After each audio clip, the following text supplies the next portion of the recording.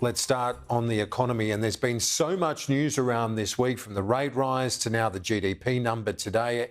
My colleague, our political editor, Andrew Clennell, is with me. Andrew, this sluggish number today just reinforcing where the economy is, but there's no certainty and real risks around the economy over coming months. Absolutely, and it seems timely. We've got this economic summit, economic luncheon event this Friday, Sky News, where I'll be interviewing the Prime Minister. So tune in for that. Have a look at some of these figures here, economic growth figures. So we had the monthly inflation last week, more volatile than the quarterly inflation that was still up. Then we had a rate hike, but the growth is slowing. So the rate hikes are biting. And have a look state by state.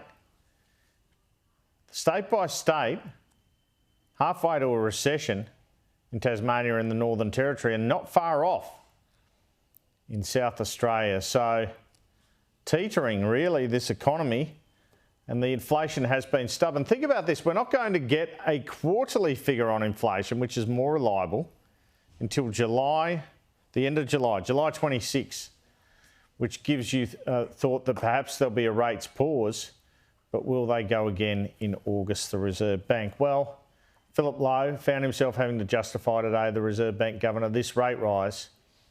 And he said, look, I know you've got cost of living troubles now, but if we didn't hike it, if we didn't slow down this economy, it'd get much worse. Its effects are felt unevenly across the community, and rising interest rates are causing significant financial pressures for some households. But this unevenness is not a reason to avoid using the tool that we have. If we had not tightened monetary policy, the cost of living would be higher for longer. In making this decision, the board had a very detailed discussion of the slowdown in household spending and the stresses that some households are under because of higher interest rates and higher rents. We understand that it's very difficult for many people at the moment. Andrew, the governor couldn't have really been more clear about the risks around wage increases. It's a risk factor, significant risks is how he put it. The Treasurer, it's a very different view.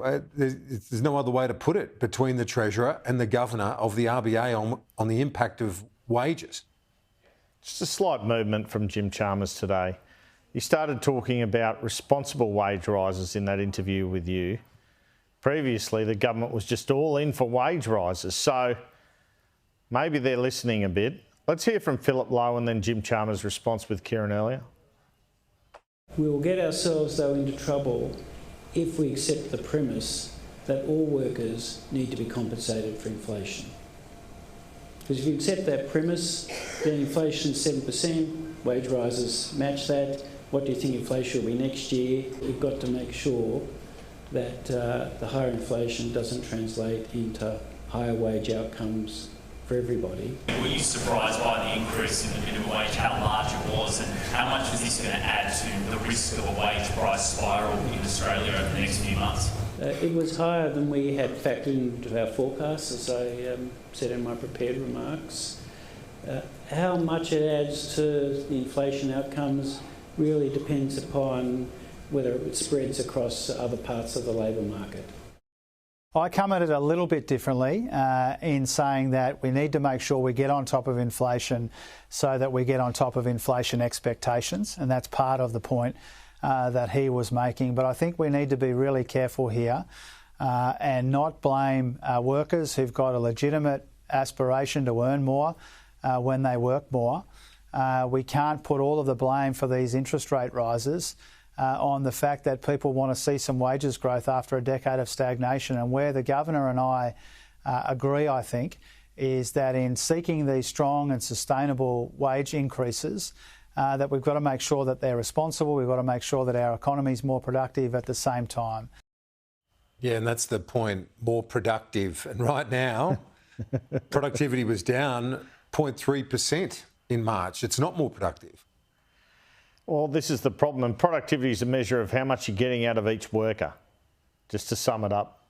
And the figures are we're not getting more out of people for the spend. So Philip Lowe told the Senate's Estimates Committee, should I say, last week, that you can have wages growth but you need productivity to accompany it. And that's not occurring. And the argument is there's not enough government reform to allow that to occur. Jim Chalmers into the blame game a bit, sort of pointing it a bit at Philip Lowe without being too harsh on it, too blunt about it. And here he's blaming the former government over productivity. Our productivity performance is not up to scratch, and a problem that has been building for that long can't be turned around immediately. But we give ourselves the best chance to make our economy more productive, not by making people work longer for less, but by investing in their capacity to adapt and adopt technology and to get our energy markets right and all of these other things. And after the rate hike yesterday, as you would expect, the 11th under the Albanese government, the 12th in 13 months, we only had 1 month off, apart from the Christmas break. There was a pile-on from the opposition and the Greens on the government.